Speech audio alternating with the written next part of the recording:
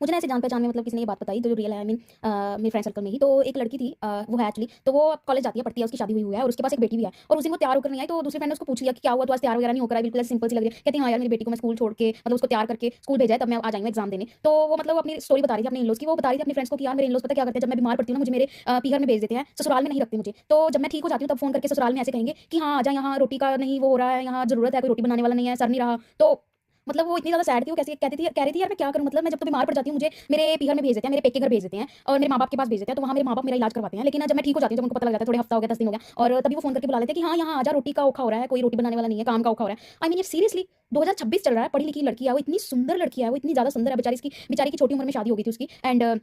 और उसके पास एक बेटी है। बेटी होने के बावजूद भी मतलब कोई कैसे किसी की बेटी के साथ ऐसे कर सकता है? अगर आप किसी की लड़की को शादी कर कर अपने घर में ला रहे हो, तो आप इतनी तो औकात रखो ना कि हाँ, अगर वो बीमार पड़ रही है, आप उसकी दवाई-बूटी तो करवा सको, उसको उसके पेके घर ना भेजना पड़े। मतलब आज की ज़िंदगी में भी, आज के समय में भी ऐसे लोग हैं ना, इतने राक्षस बड़े भरे पड़े हैं, ठीक है? इतने बेकार, आप नौकरानी लेकर आ रहे हो कि आप उसको काम करवा रहे हो, जब वो बीमार पड़ रही है, उसको भेज रहे हो कि हाँ, उसको आप इलाज ना कराना पड़े। भाई लड़कियों, आप अपनी सेल्फ रिस्पेक्ट रखो, ऐसे ससुराल वाले को उनको बताओ, ठीक है ना? आप नौकरानी नहीं हो, पहली बात तो। हाँ, अगर आप बीमार पड़ रहे हो, तो उनका भी हक बनता है आपकी सेवा करने का। आपकी सेवा करने का उनका हक बनता है। ये नहीं कि हाँ, अगर आप बीमार पड़े हो तो आपको आपके पेके घर भेज रहे हैं और आप अपनी दवाइयों का खर्चा आप अपने बेचारे माँ-बाप पर वो कर रहे हो। उन्होंने तो तुम्हारी शादी कर दी, इतना पैसा लगा दिया, अब बीमार पड़ रहे हो, आपको वहाँ भेज रहे हैं। थोड़ा तो वो आप अपना इतना तो स्टैंड रखो ना कि हाँ, आपके ससुराल वाले आपका इलाज करवाएँ।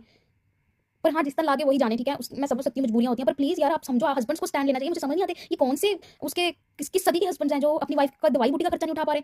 जो उसके घर के लड़की के पेके घर भेज देते हैं। लड़के अपने ससुराल में भेज रहे हैं लड़की को। मतलब आप लोगों की कोई सेल्फ रिस्पेक्ट नहीं है लड़कों, जो आप शादीशुदा हो, आप घर में आप किसी की लड़की लेकर आए हो और आपके पास इतनी औकात नहीं है आप उसका इलाज करा सको।